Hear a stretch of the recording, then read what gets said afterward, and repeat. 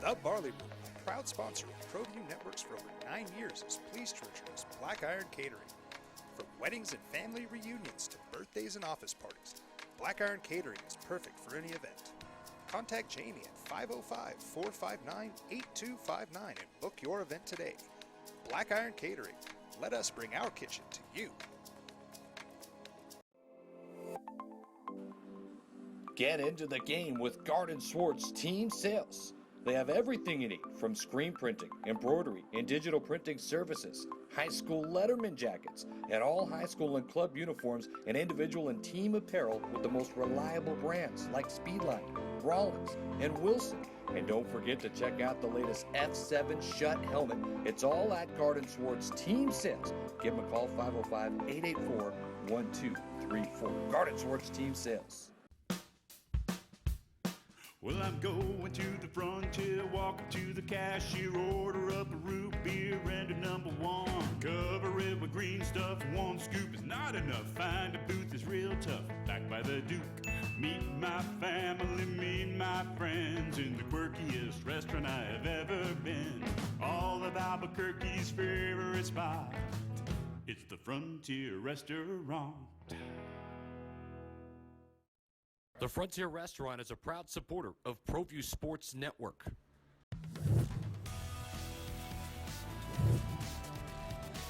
The Sports Desk is proudly presented by Car Crafters. It's like it never happened. Car Crafters, proud supporter of ProView Sports Network. Are you sure we're supposed to be doing this? Don't worry, I've watched him do it 1,000 times. Come on, what's the worst that could happen? No! Bad dog! Hi, welcome to Car Crafters. What happened? Don't worry, we'll make it like it never happened. Car Crafters, it's like it never happened.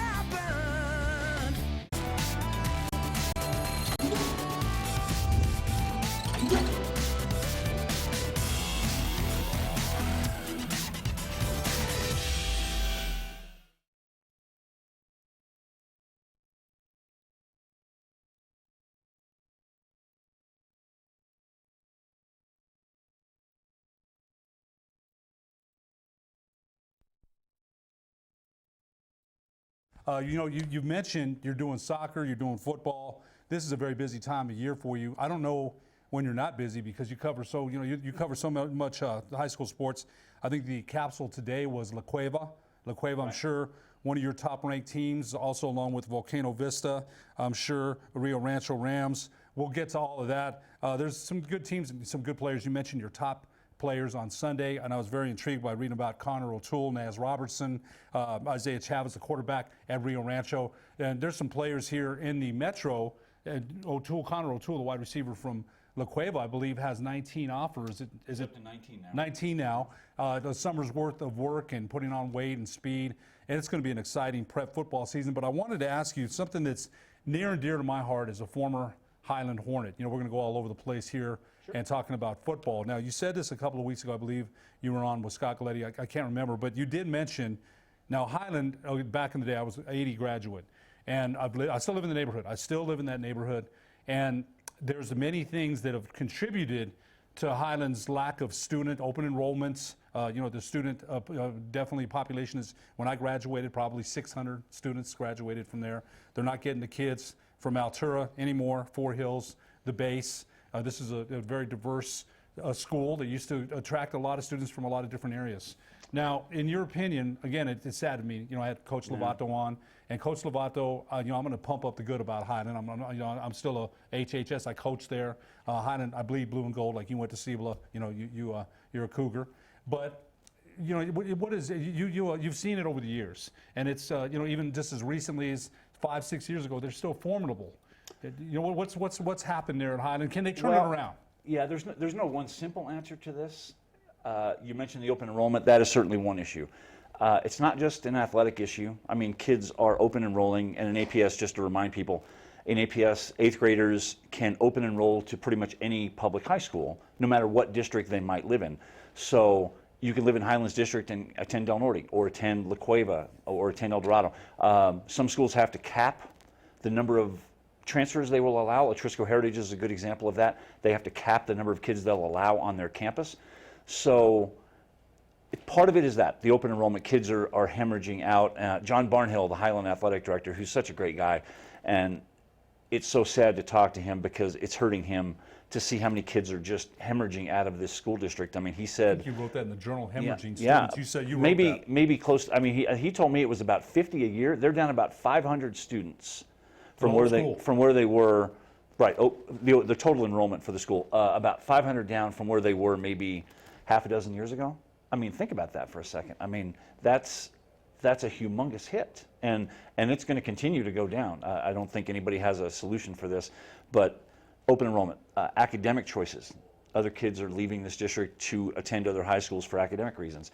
There's the crime issue, which is a huge issue. I had somebody tell me that there are no student athletes at Highland who live west of San Mateo. Think about that for a second. Highland is west of San Mateo, right near that Central and San Mateo interchange. And I had somebody tell me that there are no athletes at Highland who live west of Highland High School, which is, how can that be? I mean, there must be a good number of kids that live in that area. So kids are going to charter schools, kids are going to other high schools. There are probably close to 24 charter schools in the area between Highland and Albuquerque High School. There are probably 24 charter schools just in that, maybe 4-mile gap between Highland and the Albuquerque High campuses. That's incredible. So you've got kids leaving for many reasons, and now the worse it gets athletically, the more kids might be inclined to want to go to another school. Now, some of their programs are in good shape. Boys soccer is in good shape. Girls basketball is in good shape. Boys basketball is a program on the rise. So they've got several teams that are playing well and drawing athletes, but Highland doesn't share athletes. Track and field is almost non-existent anymore at Highland, which I know has got to hurt you. Yeah. This is a program that used to win state titles regularly. Now you can't even hardly find a kid that qualified for state. Baseball is a program that's been borrowing athletes from other sports just to fill out a 9-person lineup for the start of a game. And then they would bring them out of the game. They just had a female team manager last year to start a game and then brought her out after the first pitch because you have to start with 9. So it's not just football that's feeling the pinch here. Girls soccer is feeling the pinch, baseball, softball, football. It's hard to think that this could be the last year of Highland football for a while unless something changes and unless they suddenly find a way to start recruiting a couple of dozen new athletes. We may not see Highland football next year, and I'm not even a Highland grad. That hurts me. I've been covering Highland for 30 plus years. The first championship game I ever covered for the Journal was the 1986 championship game between Roswell and Highland. Bill Gentry, Jim Bradley coaching against each other. Highland has so much history. It's an iconic school, and it's just a grand old dame, to borrow a phrase, and it hurts me to see what's happening to it. I can't even imagine what it's like for you as a Highland grad to see what's happening, because I would love to see things change. I'm just not sure how they're going to. I think there's a lot of people who have proposed solutions, and gosh, and you put it, grand old dame is right. I still live in the neighborhood. I worked in the neighborhood. So I think those things that you're talking about has been, and when you mentioned Roswell and Coach Gentry, I think Roswell ended up winning that in 1986. I believe Roswell beat Highland that year. No, actually Highland beat them 14-7. That was the first championship football game I ever covered for the Journal. Okay, so a really cold December day at the Wool Bowl, and I was just a kid back then. I wasn't even 20 years old then. I wasn't going to turn 20 for a couple of weeks, and you had Bill Gentry and Jim Bradley going against each other, and it was, I always think about that game as like the epitome of Highland football, with Bill Gentry on the sideline, a good old-fashioned defensive struggle in December against Jim Bradley. I like to think of him that way, and it's hard to think that we won't have Highland football. Boy, I'll tell you something. Hopefully things can turn around, but as you mentioned, there's just, and I forgot about the charter schools in that area there that are pulling from Highland as well. And Highland, just back in the day, as you mentioned, an iconic school, Tommy McDonald, Bobby Newcomb, Jared Baxter, Ian Clark, so many great, Morris Chavez, so many great Highland football players have come out of there, not to mention the track athletes, Richard Reisinger back in the day, Brad Winter, the Padrells. There's so many, when you talk about iconic, and I remember, James, being there when Henry Sanchez, the track coach, was there, Coach Gentry, Coach Hogue, Gary Sanchez was an assistant back when I was there in Highland. Just the iconic people that were there. Hugh Hackett, right? Mickey Miller, Glenn Lucero. And you mentioned iconic, you're not lying. No, I mean, after Albuquerque High, it's our oldest public high school, not including like Manal, but yeah, I'm sad. I'm sad to see what happens, and I would love to do anything I could as a reporter to try and help. I mean, there are only so many things I can do. I mean, it's really the lawmakers, the decision makers that ultimately would have to try and find a way to step in and do something, because the way we're going, who knows how Highlands Athletic Department will look in 5 years overall, not just football, Right. but overall. Like I said, there are several programs that are very healthy right now, so it's not like everybody is suffering, but you know, football you associate with any high school, especially Highland, with their state championships and their history and their legacy. And it pains me to think we may not see Highland football beyond this year. It does, just personally, not even just professionally. Personally, this hurts because I know it's got to be a gut punch for alumni, for former players, for people that live in the neighborhood. Oh, you know, I'll tell you, like I told you, I still live there. I live across the street, actually, from where Ray Rodriguez grew up. Ray Rodriguez, he was the head coach. Him and I are still very good friends. But I got to ask you this, another thing, as far as numbers declining in football, we're going to get to a lot of things. We're going to get to your previews.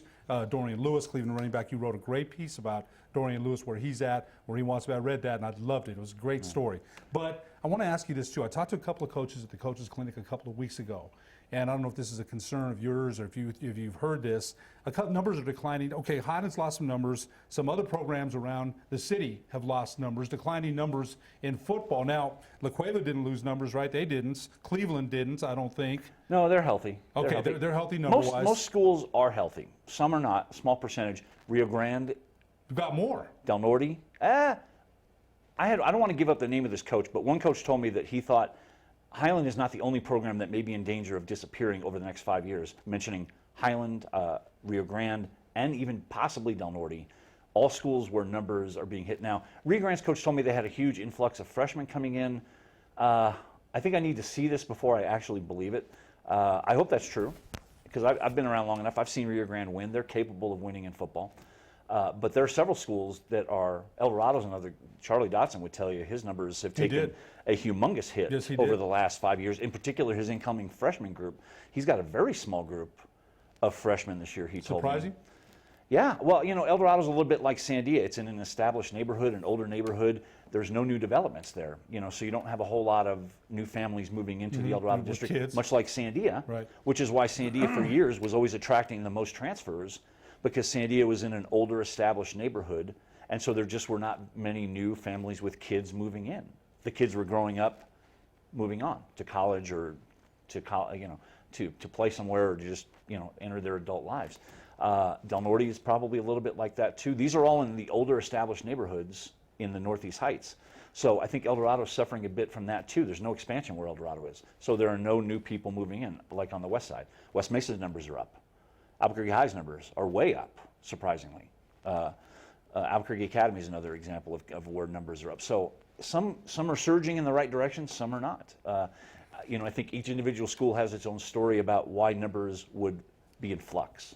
That's why Valley had to go to 4A, because, as you mentioned, no new development in that neighborhood, nobody moving in with kids, things like that. One of the things that might help Highland, they're revamping the De Anza Hotel, and they're going to make that some apartments, maybe an influx of some kids in those apartment developments. That might help them.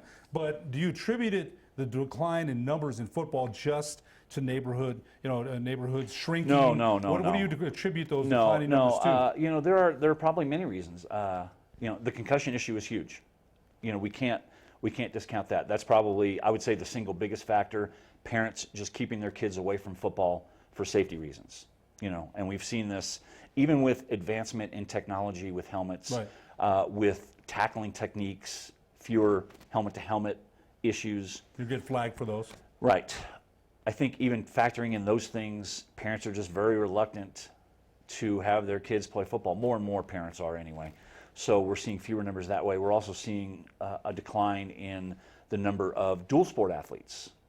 Highland's a good example of this. They're not really, as far as I know, I don't think any of their basketball players and they have a lot of good athletes, I don't think any of them are playing football. Yeah, I don't think so either. You have more specialized athletes out there in every sport. I don't mean to single out that team necessarily, but this could relate to female sports or male sports. More specialization. So you see fewer of the multi-sport athletes, which automatically would contribute to a decline. So it's not just that one thing. It's several things put together that are all sort of chipping away and gnawing at these participation numbers together. Do you see any concern for that, like down the line? I mean, the one coach said to me that he wasn't sure that in 10 years whether there'll be, football in the metro area. He wasn't sure 10 years from now. That sounds a little extremist to me. Hard to say. I think, in 10 years, I'm not sure. I mean, we have 13 high schools, public high schools in Albuquerque. I'm not sure in 10 years all 13 will be playing football. I think it's probably a little far out to say that we won't have football at all among the APS schools. I mean, I think that would be pretty extreme. Hard to imagine schools like, La Cueva, El Dorado, Manzano. Hard to imagine schools like that just suddenly having so Shutting it few down, athletes right. they can't compete anymore. Dwindling numbers, probably. Erasing it altogether, I don't see that. We'll see what happens. We'll be back with your high school preview after these messages on the Sports Desk.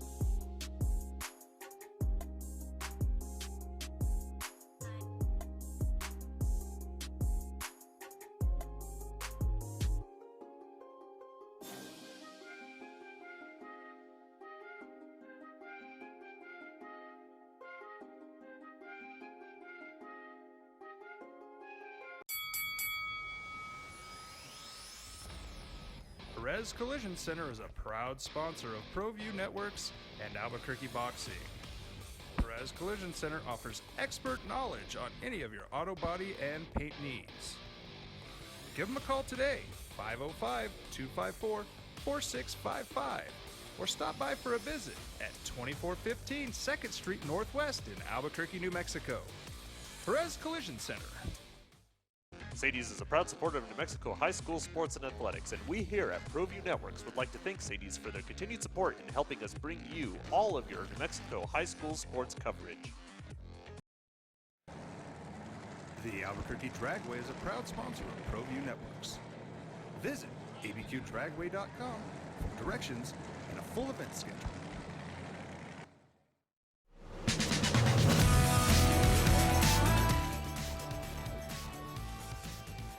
Welcome back to the Sports Desk live on Comcast Channel 26, also streamed on Facebook. I'm Ed Nunez, along with Albuquerque Journal High School Sports Editor James Yotis. James, thanks again for joining us. We sure appreciate it. You bet. You've been doing capsules. You had number 2 La Cueva today, and we'll get into them. But I'll tell you, with Naz Robertson, Connor O'Toole, with that defense, that's a loaded team. I want to go over your top 5 here in just a second. But you also had a really good feature on Sunday about Cleveland running back Darian Lewis, who's coming off of the ACL injury. He hit a helmet, I believe, hit him in that knee last year. He told me a helmet, Mesa, a West right? Mesa kid's helmet hit him right on the knee, suffered an ACL injury. This would have been October 25th. He had surgery December 4th, which was 3 days after the state championship game. He said he was feeling 100% 6 months after the surgery, which would be about June, but he only recently got cleared about 2 weeks ago to get back into physical activity, take hits. The scrimmage was the first time anybody had from another team had hit him in a while. So his comeback story is going to be really interesting to watch. How healthy is he? Is he as healthy as he says? I hope he is. I think we all hope he does. He's just tremendously entertaining and explosive when he's healthy. But we have to see. He's wearing a big brace on his right knee. He's also playing behind, and I think people might lose sight of this, he's playing behind a pretty young offensive line this year, a pretty inexperienced offensive line. I thought that was an issue for me when I watched them scrimmage Sandia and Piedra Vista last week. I didn't think the offensive line played great. We'll have to see. I thought Dorian was tentative on a couple of runs, but he's just now getting back into it. So I don't think we should attach too much significance yet to anything. Let's see how he's doing when he's playing other teams at full speed. Like Oñate, they have a big game with El Paso Franklin next week on the road. Let's see how he's doing there. But if he's healthy, I mean, you're talking about probably the most explosive skill position athlete in New Mexico at any position, whether you're talking about quarterback, running back, or receiver. This kid is it. So I hope he's back at full speed because, man, when he's 100%, he's a blast to watch. So you'll put him over as far as explosive athletes. You talk about Connor O'Toole, the wide receiver. He doesn't get as many touches. But yeah, well, I mean, Connor's position doesn't really allow for him to be explosive that way because he won't get as many touches. Right. Dorian Lewis would get 20 touches at least during a football game. Connor O'Toole may only get 6 to 8, in the passing game. So it's a little bit of a different dynamic. Now, Connor's the better athlete, no question about that. But running back versus receiver, it's apples and oranges. Connor's skill set is tremendous, and we've seen with the quality of the schools. I mean, this is an impressive list of schools that have offered him scholarships. We're talking about schools like LSU and Arkansas and Florida State, Nebraska, on down the line, Colorado, Washington State, just a bunch of big name schools. So different between him and Dorian, but having said that, Connor is a speedster. Almost fully capable of winning a 100-meter dash if he focused just on that thing. So he can stretch the field. He's an impossible player to guard. He's 6'4" with hops, great hands, football savvy, great IQ, impossible to defend. Much like Trey Watson from Cleveland, who's 6'5", he's a junior. He's got a couple of Division I offers too. Trey is not in Connor's class yet, but we're talking about similar body types. But I mean, Connor does it as well as anyone. Trey Watson's a junior, and Connor O'Toole a senior. I want to go back to Dorian Lewis. Now, you've seen some backs in the past. You didn't see Ray Bars. You were too young. I didn't see him either. But Ronnie Daniels, Mike Carter, there's been some great backs. Bobby Newcomb was a quarterback. But as far as backs that you've seen in the past. Chris Williams from Rio Rancho. Chris Williams. Before he became a receiver, he was a running back. Explosive running back. You've seen some excellent high school prospects. Now, we have to see how Lewis comes back from that knee injury. And we don't know, like you said, until he's still coming off of it. The knee brace is there. Where would you rank him, though, as far as what you saw last year? The explosiveness, the vision, the power. I was really impressed with him. He was going to play guard for the Cleveland Storm as well, basketball. Now, he won't play basketball this year, I'm sure. But where would you rank him as far as what you saw in just early on last year? What would you rank him? I would say, I think the best way to answer that question is to say I'd put him probably in like the 95th percentile. Difficult for me to rank individual runners because they can be so different. Ronnie Daniels from La Cueva was a big kid. He was 6'2", 6'3", powerfully built, but also had great speed. Dorian's 5'8", buck 85, different body type, so a different type of runner. So it's difficult to compare runners. I would say he's on that short list of 6 or 8 runners maybe that I've seen who are able to dazzle the way they are. You mentioned a couple of them already, and even though Bobby Newcomb wasn't traditionally a tailback, he was a running quarterback. For all intents and purposes, he was a running back who just played quarterback. Chris, I always put Chris Williams at the top of my list, even more than Ronnie Daniels. I would say Ronnie Daniels would be 2. I'd have Dorian Lewis somewhere in the top 5 or 6. Chris from Rio Rancho was as good as I've ever seen. And this is a guy who ended up playing in the NFL.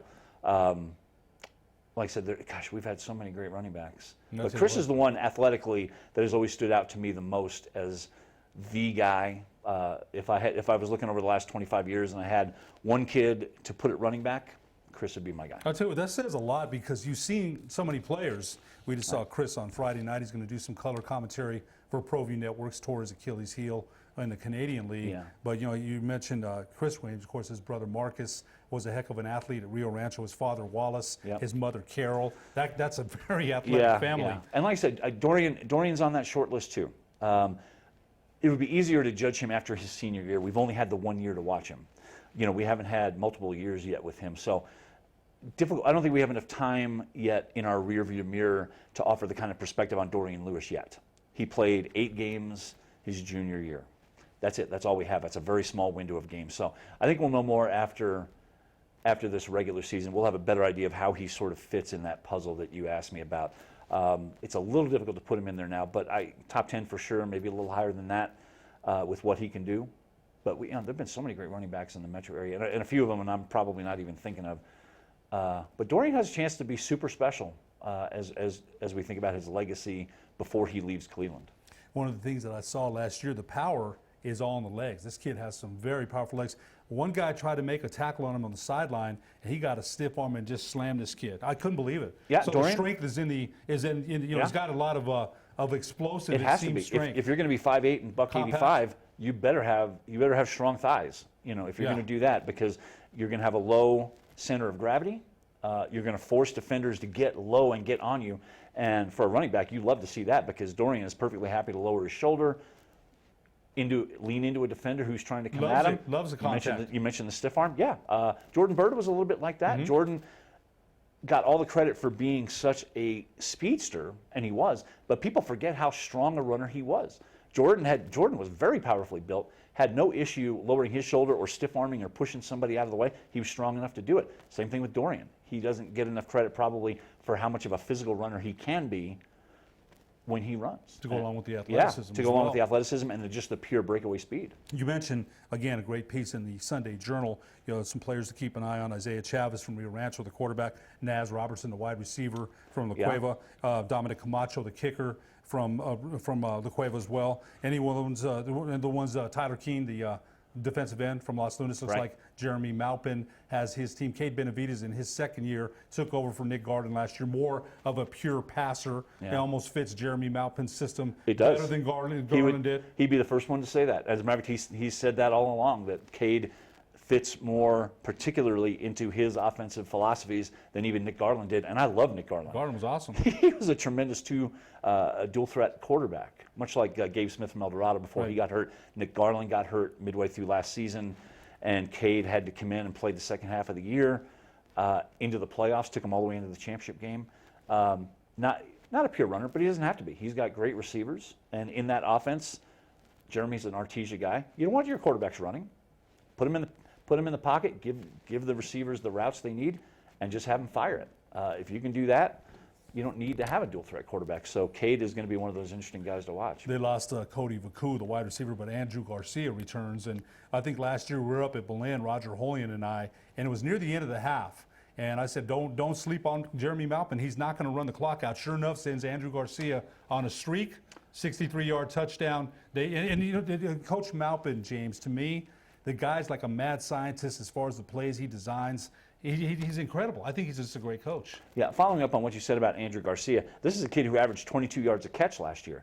This is a kid that can seriously stretch the field. This is a kid who was a sprinter during the track season, didn't win the 100 or 200, but was very near the top. He was on the podium. So this is a kid that can really stretch the field, and he's going to be one of those receivers I think you're going to read about that has a 50-yard touchdown at least every week. He's just one of those kids you can go over the top with him, and there's very little a defense can do about it, even with safety help. Not much they can do about it. They'll be able to go over the top with this kid quite a bit. Nas Robertson is another kid like that, who actually talk about him a little who bit. led La Cueva in all the offensive categories last year receiving. Connor O'Toole did not. He was second in all those. Number of receptions, yards receiving, touchdowns. Nas Robertson led La Cueva in all three of those categories, not Connor O'Toole last year. I think most people probably don't know that. No, you're right. Nas was the one that led La Cueva in all of those categories. Connor got a lot of the attention, and Connor was their big third down receiver. He was, I think, Dylan Summer, that was the kid he was looking to most often in a big spot, was Connor, because of his size and athleticism. But Nas was a tremendous player for La Cueva last year, and that's another kid that's going to he's poised for a huge year. You can't double both of these guys. No. You're not going to be able to double Connor O'Toole and Nas Robertson. One of them is going to beat you, and if they decide they don't want it to be Connor O'Toole, Nas Robertson could be in line for a huge season, and his numbers may be better than Connor's again, simply because Connor will draw so much attention from defenses, bumps at the line of scrimmage, linebacker help, safety help. They're just going to not want him to beat them, but you got to pick your poison. And Brad Thomas, the state triple jump champion, nobody's talking about him, but I will. Jeez. He's going to be another receiver in this offense, a big 6'2" kid, extremely athletic. Like I said, triple jump champion, kid can go up and get it, tremendous athlete. He's only a junior. So this passing offense for La Cueva is going to feature multiple dangerous weapons that are going to be, it's going to be a nightmare for any defensive coordinator, I think, going forward. I talked to Rex Henderson the other day from Artesia. Mm-hmm. They scrimmaged La Cueva last week down at Bulldog Bowl, and we were talking a little bit, and he just kind of chuckled. He's like, I just pray I don't run into anybody that's even close to that athletic, meaning La Cueva, during my regular season. So I'm very excited to see how this pass offense for La Cueva is going to look. Yeah, I'll tell you what, when you mentioned Brad Thomas, is that his name? Brad Thomas. Brad Thomas. Right. So they play, again, you mentioned Connor O'Toole probably going to get a lot of defensive attention at the line of scrimmage. I would think they probably use him in the slot, put him in motion a lot to avoid that on some occasions. But it sounds like with Nas Robertson and Thomas, pick your poison. Yeah, and they have a new quarterback in Austin Smith, who only weighs about $140. He's not a big kid, but he's had some varsity experience. Both in 2017, he won a couple of playoff games for La Cueva when Dylan Summer had his ACL injury. So he's got playoff experience and big-time experience, and he played some varsity quarterback last year when Summer missed some time. So he is not new to this position, and he knows the system. He knows these receivers. He has great chemistry, from what I'm told. I never go watch 7-on-7s. They serve no purpose for me. But from everything I've been hearing from their receivers and from Coach Brandon Back, he's got a great rapport with his receiving group, and that's going to be a big test for Volcano Vista on Thursday night. Dealing with those weapons. That's going to be a great game. Yeah. We're going to get to James Yoda's top 5 picks and your pick for the Blue Trophy after these messages on the Sports Desk. Don't sacrifice quality of flavor when you're in a hurry. Golden Pride offers ribs, fried chicken, green and red chili breakfast burritos, and Frontier Cinnabons. 4 great locations, or visit us online at goldenpride@abq.com. Golden Pride Barbecue Chicken and Ribs, proud supporter of ProView Sports Network. Car Crafters, proud supporter of ProView Sports Network. Are you sure we're supposed to be doing this? Don't worry, I've watched him do it 1,000 times. Come on, what's the worst that can happen? No! Bad dog! Hi, welcome to Car Crafters. What happened? Don't worry, we'll make it like it never happened. Car Crafters, it's like it never happened. Dreamstyle Remodeling has been wowing homeowners in New Mexico since 1989. Selected as Best Custom Home Remodeler for 3 consecutive years by readers of the Albuquerque Journal, we're also your exclusive provider for top home improvement brands like Renewal by Anderson, Four Seasons, Blaze King, and many others. Founded and headquartered in Albuquerque, Dreamstyle Remodeling is family-owned and now employs more than 500 people across the southwestern U.S. In fact, we've helped more than 60,000 homeowners improve their home in New Mexico, Arizona, California, Idaho, and West Texas.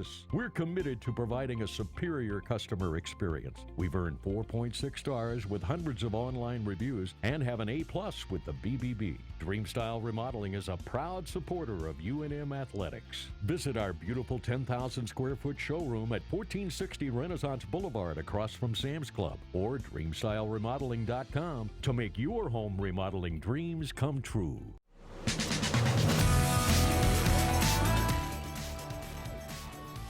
Welcome back to the Sports Desk, live on Comcast Channel 26, also streamed on Facebook. I'm Ed Nunez, along with Albuquerque Journal High School Sports Editor James Yotis. James, man, wow, man, you break it all down. I love it. You know so much. You've been out there to the practices, and you've just we're going to get into your top 5 picks here in a second. But I was really intrigued about what you said about La Cueva and their offensive prowess. But on the flip side of that, the one thing I wanted to ask you, were you, before we get to La Cueva's maybe lapses and a couple of graduations on defense, were you surprised about Chad Adcox coming back to the sideline? No. I've been hearing whispers about him wanting to jump back in, so I was not surprised at all. I think we all knew he'd pop back in somewhere. I thought it might be another year or two before he did, but no, I wasn't. Once Kevin left, Kevin Barker retired, and I hope Kevin comes back too. Kevin's not an old man by any means. He and I are close to the same age. Chad was always going to be the first name that surfaced coming out of that district. So no, not a surprise at all. He's back. He'll be the head coach of the Sandia Matadors, and Kevin Barker retiring after, I believe, 20 years or 22? 19 seasons with Sandia, plus another 10 or 12 or so with Manzano before he left to Sandia. You know, it's kind of funny, James, that people say they're going to retire. Coach Adcox did. He wanted to spend more time, right, with his family. Might have been some health issues. 1 year later, it's that itch that you can't scratch. It doesn't go away. Right, and I sat down with him a couple of weeks ago, and I did a big piece on him right on the day before the first day of official practices, and that's basically what he said. He said, I'm a football coach. This is what I do, and it was just an itch he had to scratch. And he said he had the support of his wife and kids, who's, in terms of him coming back, because one of the reasons he left, he said, health reasons. He said he was having terrible headaches on the job, and he wanted to spend more time with his kids. And so when he made the decision to throw his name into the hat at Sandia, went to his family and said, this is what I'd like to do, and they were apparently all on board, he said. And he said, this is what I do. I'm a coach. That's what I want to do. That's what I like to do. That's what I'm great at. So, yeah, it's good to see him back. I mean, he won a state championship with Manzano 2 years ago. And he's got a good group at Sandia. Yeah, he does. This is a pretty veteran team. He's got a lot of starters back. I think 14 or 15 starters back for Sandia.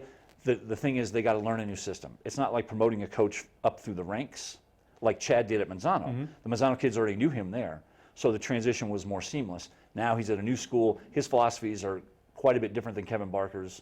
His schemes, his philosophies, his personality, his culture, it's just different. It's not better, it's not worse than what Kevin Barker did. It's just different. Just different styles, different approaches. So I think that's always the big thing. And since he didn't come on board until May, that only gave him 3 months, really, to kind of get acclimated with his new athletes and try and teach them his schemes, his X's and O's, what he expects. So I think we'll see some growing pains with Sandia as we go along. They've got some really good games in the first half of the season where we'll get Las Lunas is up here to play them in week 3, I think. That's going to be a tremendously fun game, I think. I think Centennial plays Sandia up here during the non-district part of the schedule. So Sandia's got a couple of really good tests in that first half of the season where we'll get a much better picture, much clearer picture about where they are. We'll see where he's at. Yeah. We're going to go over your top 5. We don't have time for the top 10. Let's go over your top 5 teams. Why only do top 5? Yeah, in the metro area, starting at number 5. Give us your number 5 team. I had Rio Rancho at number 5. They were 4-7 last year. First time they were under 500 since the 2010 season. And last year was the first time since 2010 they had not reached at least the quarterfinal round. So Rio Rancho's coming off a tough season. They've got Isaiah Chavez, who you referenced earlier, playing quarterback. He's a tremendous athlete, throws a good ball, very good runner, can extend plays. I would say they have solid skill position athletes around them. Tyrese Watson is a kid that impressed me in their scrimmage against El Dorado. He's a kid that's over 6 feet, pretty athletic, went up and got a couple of passes. He's a kid I think we'll have to watch for in that Rio Rancho offense. Defensively, David Howe's, his teams are always pretty good, but they need to be better against the run this year. They were not very good against the run last year. They've got to tighten that up. The big issue for Rio Rancho is just the schedule they have is horribly difficult. They play Centennial this week in week 1. Clovis is up here. They play a really good team out of Colorado Springs called Pine Creek. They play La Cueva. They play Las Cruces. They could be 0-5 when district starts and still be one of the best teams in 6A. But they play just a terribly difficult schedule. That doesn't even include Cleveland and Volcano down the road. So Rio Rancho is going to have to overcome its schedule. It's going to be very demanding. They've got to find a way to win a couple of games in that first 5 Avoid somewhere. those injuries. Centennial or Clovis or Cruces or someone. They've got to find a way to win a couple of games. But all 5 of those are just terribly demanding. Okay, number 5, Rio Rancho. So number 4 is Los Lunas, which is loaded. They're as good as most 6A teams. Jeremy Maupin, this is his 3rd year. They were in the state final last year, lost to Roswell. Boy, this team's loaded on both sides of the ball. They lost a couple of receivers. You mentioned Cody Voku earlier, but in addition to Andrew Garcia, who we were just talking about, they've got a couple of other faces in there that they can plug in. They'll be fine. They've got experience, size, depth, talent, speed, and they're hungry. They got whipped last year in that state final. They are anxious to kind of atone for that. And they have a road game at Roswell in week 4 at the Wool Bowl where they lost the championship game. So I'm sure they're looking at that. Los Lunas has 4 road games to start the year.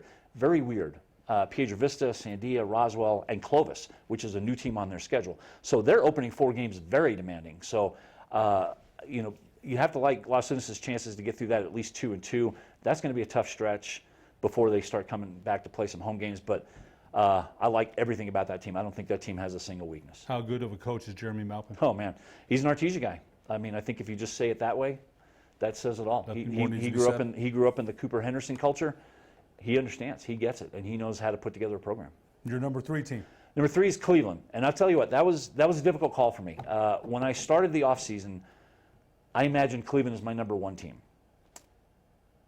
When I watched them scrimmage last week against Sandia and Piedra Vista, I had questions. I didn't think their offensive line was sharp.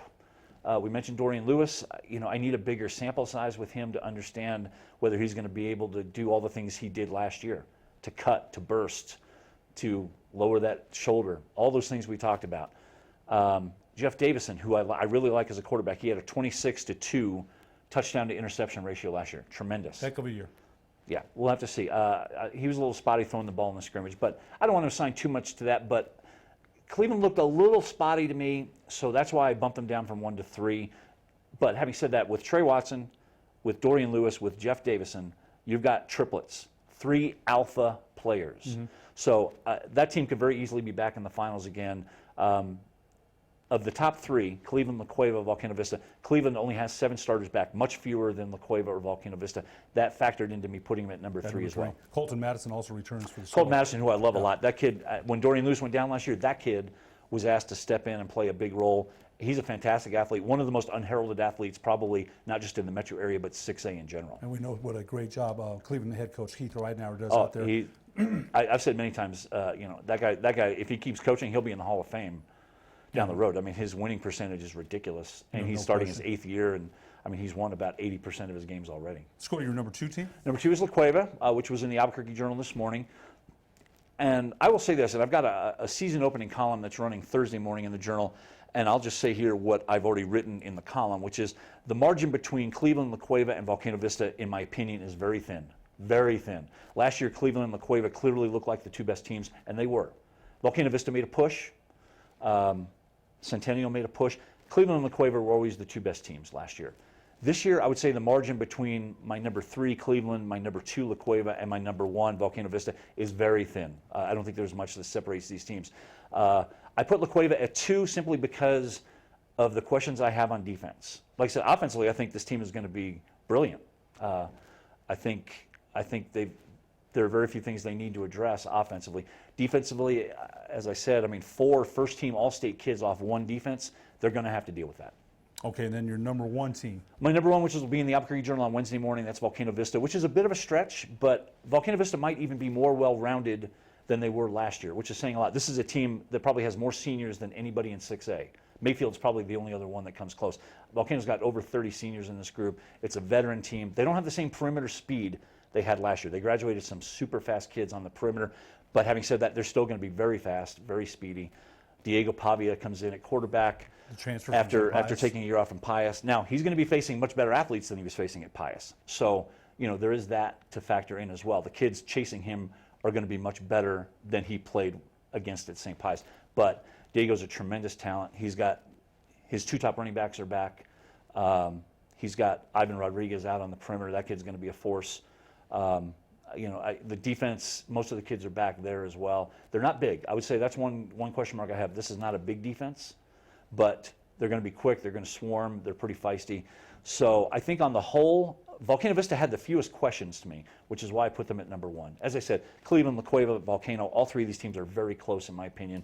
I could have gone number one, any of those three teams, and felt comfortable. A little bit of a stretch to put Volcano at number one, but that's where I'm going this year. One last question. Who comes away with the blue trophy?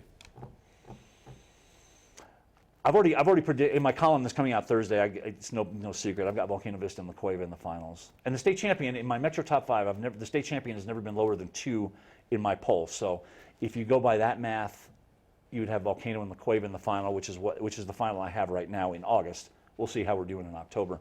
I'll go with Volcano Vista. Volcano Vista will take away the blue trophy, according to Albuquerque Journal high school sports editor James Yotis. Thanks so much for being our guest. Be sure to replay that in case Volcano Vista flames out. You bet I will. We'll be back with ProView CEO Adam Deal after these messages on the sports desk. Get into the game with Garden Swartz Team Sales. They have everything you need, from screen printing, embroidery, and digital printing services, high school letterman jackets, and all high school and club uniforms and individual and team apparel with the most reliable brands like Speedline, Rollins, and Wilson.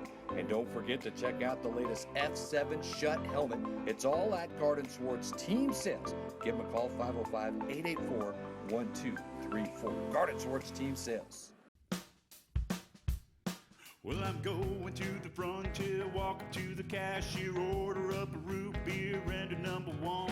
Cover it with green stuff, one scoop is not enough. Find a booth is real tough, back by the Duke. Meet my family, meet my friends in the quirkiest restaurant I have ever been. All of Albuquerque's favorite spot, it's the Frontier Restaurant. The Frontier Restaurant is a proud supporter of ProView Sports Network.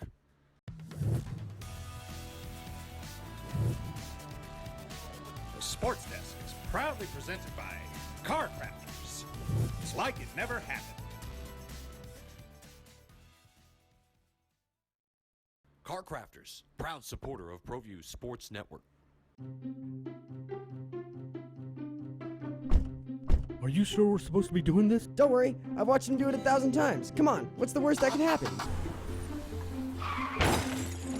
No! Bad dog! Hi, welcome to Car Crafters. What happened? Don't worry, we'll make it like it never happened. Car Crafters, it's like it never happened. Perez Collision Center is a proud sponsor of ProView Networks and Albuquerque Boxing. Perez Collision Center offers expert knowledge on any of your auto body and paint needs. Give them a call today, 505-254-4655, or stop by for a visit at 2415 2nd Street Northwest in Albuquerque, New Mexico. Perez Collision Center. The Albuquerque Dragway is a proud sponsor of ProView Networks. Visit abqdragway.com for directions and a full event schedule. Sadie's is a proud supporter of New Mexico high school sports and athletics, and we here at ProView Networks would like to thank Sadie's for their continued support in helping us bring you all of your New Mexico high school sports coverage.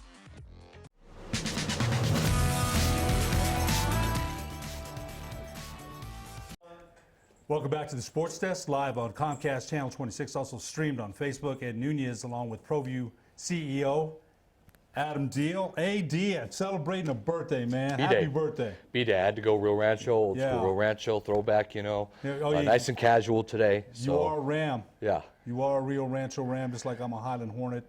And, that's that wasn't that long ago for you. For me, Highland was a There's a little connection. So James Yotis is a Cibola Cougar, right? And so is Alden Iowani. So they're both two Cougars. Both Cougars, so they're ganging up. Right. But not anymore. I'm representing the Real Rancho Rams. Anyway, like I mentioned, happy birthday, Adam. Thanks, man. Yeah, there's a lot of things going on with ProView Networks. I want to get your kind of views of the games we're covering this week. But talk a little bit about the simulcast now with the opening drive with Jeff Symbieta and J.J. Buck. We just started doing that Monday. There was a test last Friday, and we started doing this just Monday. Today's Tuesday. We've done it 2 days now. Talk a little bit about that, some of the other avenues that ProView Networks is exploring. Oh, yeah, so it's new, right? It's brand new. The opening drive, Jeff Symbieta and J.J. Buck, who host it for 610 and also 610 a.m. and I think is 95.6 FM? 95.9. 95.9. Whoa. FM. So. Yeah, I hope so. I think it is. Well, I've always known the AM, the 610, right. 95.9 FM. I should know that now that we're partners. But, of course, Jeff is like top of the line and somebody as a broadcaster that I've kind of looked up to, right, and followed his career. And so he does such a good job. And JJ is up and coming guy who's done a really good job. And so the show is great. It's the only sports show really in Albuquerque area in the morning that has a huge following. And so Steve Davis, who is president and owner of ProView Networks, have kind of been trying to drum this up for years. I'm talking like 3.5 years now with Jeff Symbieta and the help of Cumulus. And so finally it kind of came into fruition. Finally we got a deal with the city of Albuquerque, ProView Networks, to broadcast and be able to do this kind of stuff. And so we got the go-ahead and kind of bought the equipment and tested it out. And our man right now, Alden Iowani, kind of did the show this morning. And we got Josh Brown and Jason Pohl, and they direct it and do a great job in adding all these bells and whistles like split screen and all kinds of cool stuff. I saw that. And like you watch any radio show that's on TV now, like on ESPN or Colin Cowherd or just, Mike and Mike or all this, or not Mike and Mike anymore now. Right. It's Trey, Wingo, Mike. Golick and all these shows, right? All the radio shows, and they're kind of just simple, really quick transitions, and we're able to put it together nicely. It's so big because every morning, and it's simulcasted right here on Comcast 26. It's on Facebook Live. It's on Twitter Live. So it's on all these outlets where people could watch the show, and it's 7 to 10 every morning, Wednesday through Friday, or Monday through Friday, and so it's just a big deal. Yeah, I think it's something as you mentioned, we've been talking about that for a while. So I think it's going to be a great partnership between us and Cumulus in doing that. So I think that's great.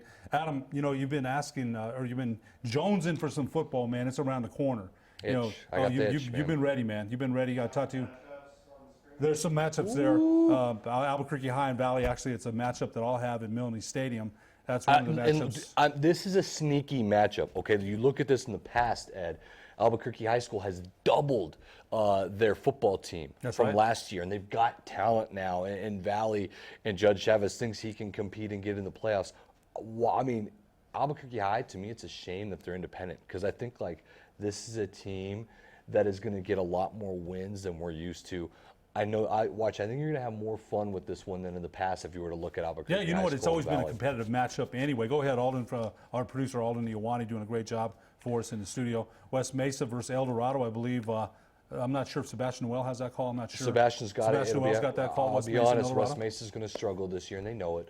They're very young. They've got a couple talented players. One of their best players is coming off ACL injury and probably won't start this season. And so I think El Dorado also has a new system. This is a perfect game for El Dorado because they now have a Belinzel coach, right? And it's just as the offensive coordinator. As the offensive coordinator, of course, as Dotson's kind of in the helm, but it's not going to be a spread offense that you've seen El Dorado. This is going to be a ground and pound huddle team. I was talking with Charlie Dotson. He's like, I don't remember, or if I have ever huddled, since I've been here coaching. And so it's a different system. So I think it's a perfect kind of game, a wish list type game for El Dorado to start their season. I don't think they'll have any problems with this one on Thursday night. Ben West and Elijah Gorey return for the Eagles.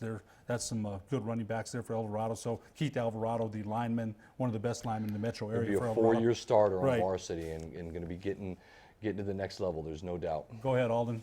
Our next matchup will be the La Cueva Bears and against the Volcano Vista Hawks. And James Yotis has Volcano Vista at number 1 and La Cueva at number 2. How big is this? Well, I completely respect James, and I completely agree with him. Not that I have Volcano 1. The way I kind of did the top 10 was La Cueva 1, more out of respect because they're the defending champs, plus they have a really good offense.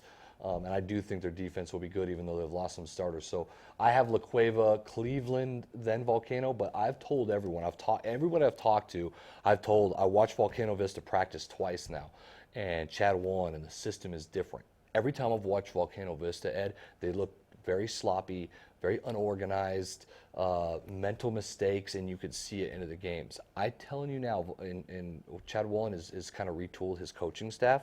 I'm telling you now, not only are they big, physical, and got a ton of athletes, as James Yoda's talked about, but they are a different type of attitude. They're a well-oiled machine. They, yes sir, no sir type, very organized, way different than what I've seen in the past. So I agree with James. This is going to be a juggernaut type team. I think Diego Pavia is a very good quarterback. Deathridge had a great year last year. I think Pavia will be the same type of player, so that offense stays. Ivan Rodriguez, Isaac Chavez running the football, just playmakers everywhere. Watch out. This could be a state championship match or a semifinal, just depending on how it goes in week 1. So live on obviously, Comcast 26? Live on Comcast you got the call 26. For that? Yeah. Okay, so it'll be fun, man. And that one we're really looking forward to. Sandia will take on Siebel on Friday night at Community Stadium. That's a matchup that I have as well. And the Matadors with Chad Adcox in his first game as Watch a out for Matador. Sandia, man. Like I'm telling you, Sandia is going to make a little bit of noise this year with some of their playmakers. And LaShawn Joseph, besides Dorian Lewis, might be the best running back in the state. And I think Chad Adcox kind of opens up the offense a little bit. I would watch out for the Matadors to maybe turn some heads this year. So really excited to see what they do. Siebel is a little down. Rod Williams had a really good team last year that was on the cusp of challenging and just lost some real tough games, nail biters at the end. They went to the quarters. They did, right? And they played Volcano, and it's a good run. Had some success there. Let's go to our next matchup. We've also got Las Cruces Bulldogs against Manzano Monarchs on Friday at Richard Tripp. We'll have the call on that at Wilson Stadium at 7 p.m. That should be a good game as well. Las Cruces is known to be a lot better this year. Everyone's talking about it. I believe it. I think the South, I have ridiculed them as of late, right? Because, it's kind of poking fun back because they've been so good for a long time and kind of making fun of the Metro area. Well, the Metro's gotten their vengeance. Las Cruces, I believe, is that team on the outside of the top 4. I think there's 4 teams that are clear and cut above everyone, and that's, I mentioned it, is La Cueva, Volcano, Cleveland, in no particular order, and then Clovis. And then I think if there's a team on the outside of that, it's Las Cruces and Rio Rancho that I think could really make some noise this year. So I can't wait to see the Bulldogs. I think Manzano might be in a little rebuild this year. I've got, of course, Erickson, the receiver, and Jace Melfi, the quarterback, he takes over this year. Also on Friday night, Centennial will take on Rio Rancho. That's the My 50 game of the week. Talk a little bit about that. We thought this is a quarterfinal type matchup here at ProView. We thought about maybe doing the Cruces Manzano game, but Centennial Rio Rancho appealed a little bit more as the statewide TV game. Rio Rancho is a team I just mentioned maybe on the outside of the Power 4 that I think are right there. Isaiah Chavez at quarterback, a senior, I thought had moments last year of brilliance and also had moments of this is my first year starting at quarterback. Right. And now he's got more around him. The defense and offensive line are a lot bigger and have experience. They return a lot of starters on both sides of the football. Coach House has proven he can win, and so watch out for Rio Rancho this year. And on the other side, I know Centennial is starting to build a stable program in which they'll always be pretty decent. I know they've lost a few good starters. Lance Frost, the quarterback, was doing fantastic. He's gone, and so Centennial, though, may be able to be in the playoff spot. I think this is a really good matchup for our first My 50 game. Yeah, our My 50. I think we've got one more matchup on Saturday, and there it is. Portales will travel to Albuquerque to take on the Hope Huskies, Adam. Hope Christian favorite in there in 3A, and Portales very high also. And so this is a high-class game, and what a game to start, I think, for both teams. I am forgetting the young man that's being highly recruited by Texas Tech and some other schools. He's a defensive end for Portales. A slip on my mind. I apologize, but Portales have some really good athletes.